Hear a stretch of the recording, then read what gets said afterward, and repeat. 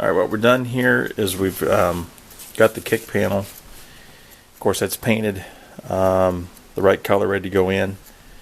However, it needs to be trimmed. So what I've done is I've made just a cardboard template from the kick panel I'm going to install. The reason being is because once I put this template in there, or try to put the original panel in, the way the carpet lays up in there, just because this carpet doesn't fit exactly right, it wants to kick out at the top. So I had two things I can do. I can either really work on the carpet, butcher that up, or I can trim a cardboard kick panel. I'm choosing to trim the cardboard kick panel. You can see the hem over there in the corner. It's just the way this carpet lays.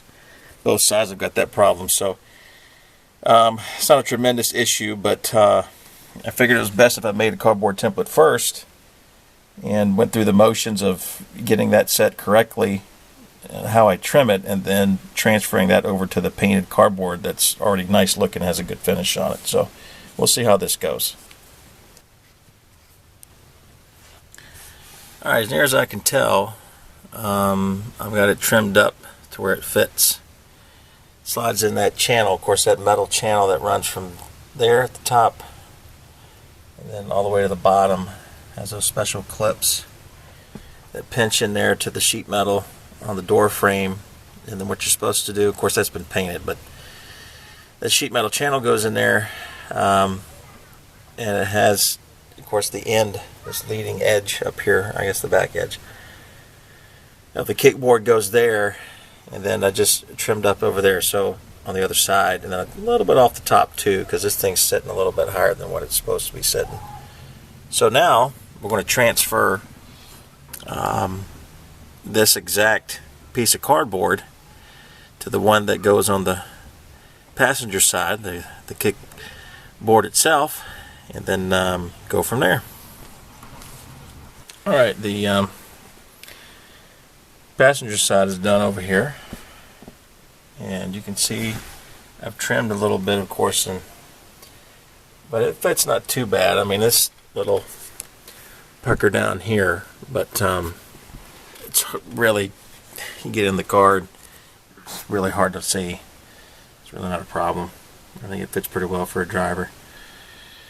So now we'll start on the other side over here and see what we come up with. Alright, here we are over on the driver's side, and basically that's the same cardboard template. You see way back in there, of course, that hem of the carpet showing a little bit, but it's really not that bad. And the bottom of it fits a little bit better than the other side over there. But I probably live with that. What's up top with the vent and everything. Of course, that's hiding some wires behind that cardboard, but they're just going to go ahead and cut it just like the other one and install, and that should be pretty good. So let's see how this ends up. Alright, and there is the driver's side installed. This one went a little better than the other side for sure, so I'm pretty happy with that one. This one sits okay.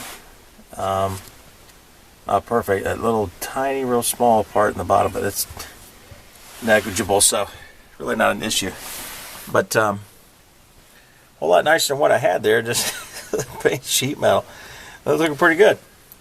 So on to another project, and that's going to be getting this done, which will be tricky because I've got a 55 bracket and a faceplate that goes onto the dash.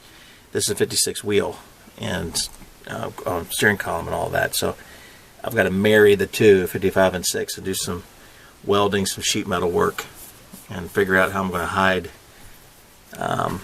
the harness that goes all the way down. So that's for another day.